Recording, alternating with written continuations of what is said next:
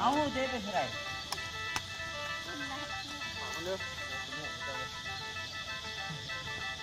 โอ้โหตีก็ดิโหดอกให้ลองใบขับพันซากูว่าเส้นซากุ้งกูได้กระทงเนาะแก้วกูได้ยินก็ว่าอีกุ้งมีผู้ว่าไว้ยังไงเบิ่งเท่านี้กูเสียกูจะบอกอะไรไม่ห้ามไปอาบน้ำ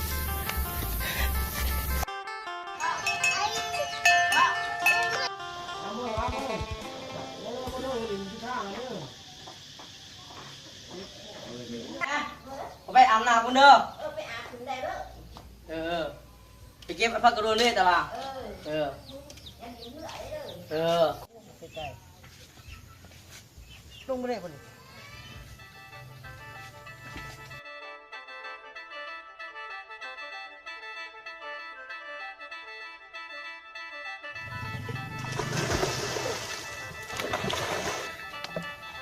เบิ้งสิบูฮะเห็นว่าผมถูกไหม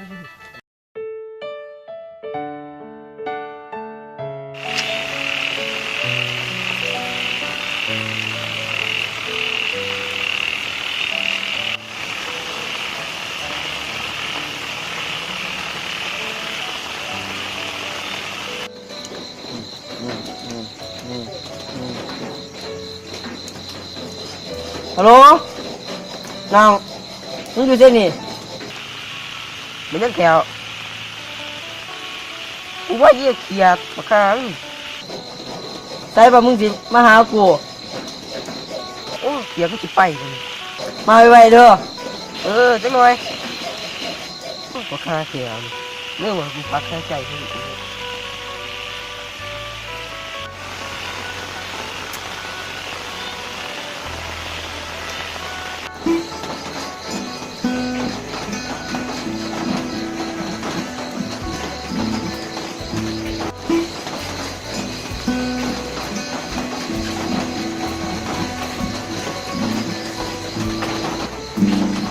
ใส่บุกเขียดนี่ไอ้ท่าไอ้สักตัวรำกูเลยยิ่งกินพวกหาปีนั่นก็ติดคุกเขียดลองมือขับภาษาอะไรเรื่องมาหาปุถุสาวเรื่องมือเด้อว่ามึงจะบอกยังเขียดกูอะไรโอ้โหร้อนเลยป่าเลย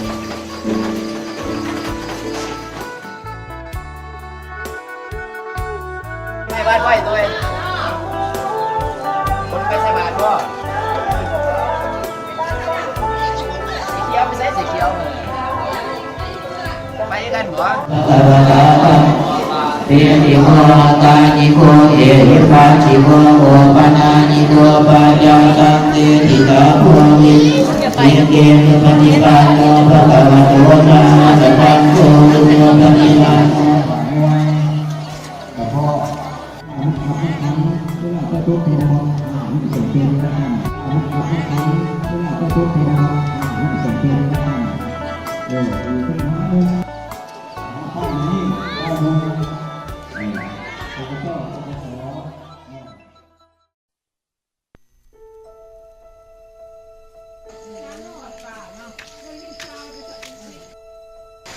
กูมีเถอะ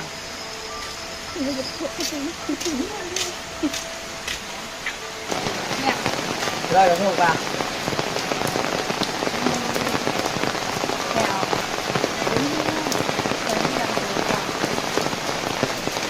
เดี๋ยวกูจะเนาะ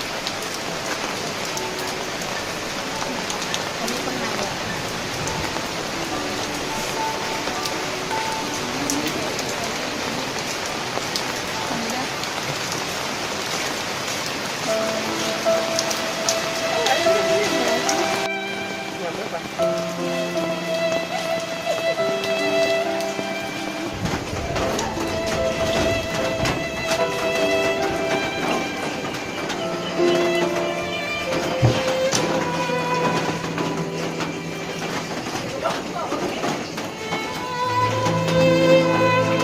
เอาเว้ยไปเด้อ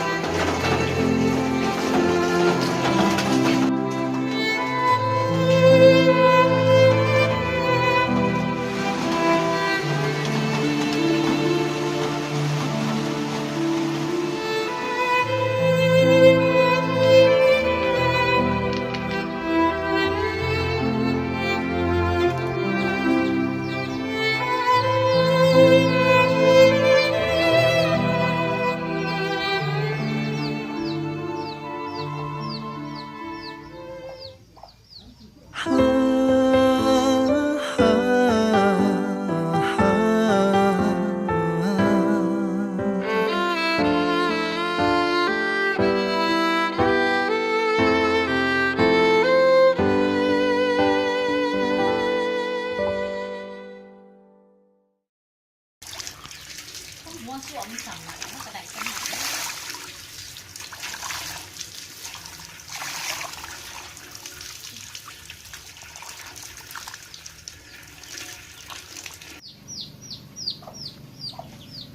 แก้วก็มาก็มึงมันก็ขี่ร้อยนำแล้วป้าบอตอดมันก็ขี่บอตอดก็พาพวกมึงไปอีกกูก็จูงแหงจากกัน วางไปเปย์สั่นกูไป